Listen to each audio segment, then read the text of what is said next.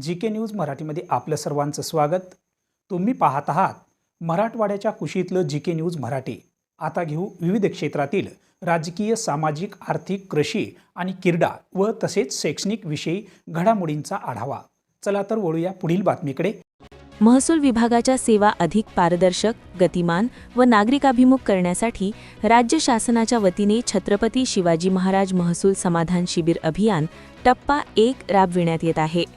या अभियानांतर्गत किनवट तालुक्यातील 9 महसूल मंडळांमध्ये विशेष समाधान शिबिरांचे आयोजन करण्यात आले असून नागरिकांच्या प्रलंबित महसूल प्रकरणांचा जागेवर निपटारा करण्यात येणार आहे।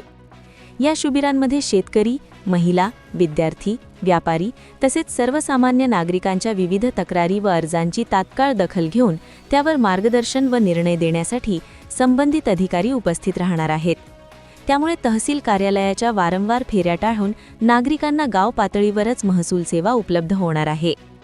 या अभियानांतर्गत फेरफार नोंदी, 7, 12 व 8 उतारे, वारस नोंद, अभिलेख दुरुस्ती, उत्पन्न, रहिवासी, जात व नॉन क्रिमिलेअर प्रमाणपत्रे, लोकसेवा हक्क कायद्यातील सेवा तसेच विविध शासकीय योजनांबाबत मार्गदर्शन आदी सुविधा एकाच छताखाली उपलब्ध करून दिल्या जाणार आहेत।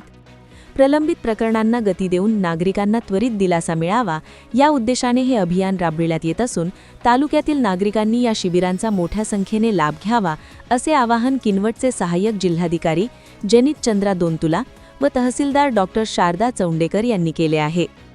शिबिरांचे वेळापत्रक पुढीलप्रमाणे: बोधडी बुद्रुक येथे 7 मार्च 2026, सिंदगी येथे 14 मार्च 2026, तर जलधारा येथे 10 एप्रिल 2026 आणि इस्लापूर येथे 17 एप्रिल 2026, तर शिवणी येथे 24 एप्रिल 2026, दहिली येथे 30 एप्रिल 2026, किनवट येथे 8 मे 2026, तर उमरी बाजार येथे 12 मे 2026 आणि मांडवी येथे 15 मे 2026 रोजी शिबिराचे आयोजन करण्यात आले आहे।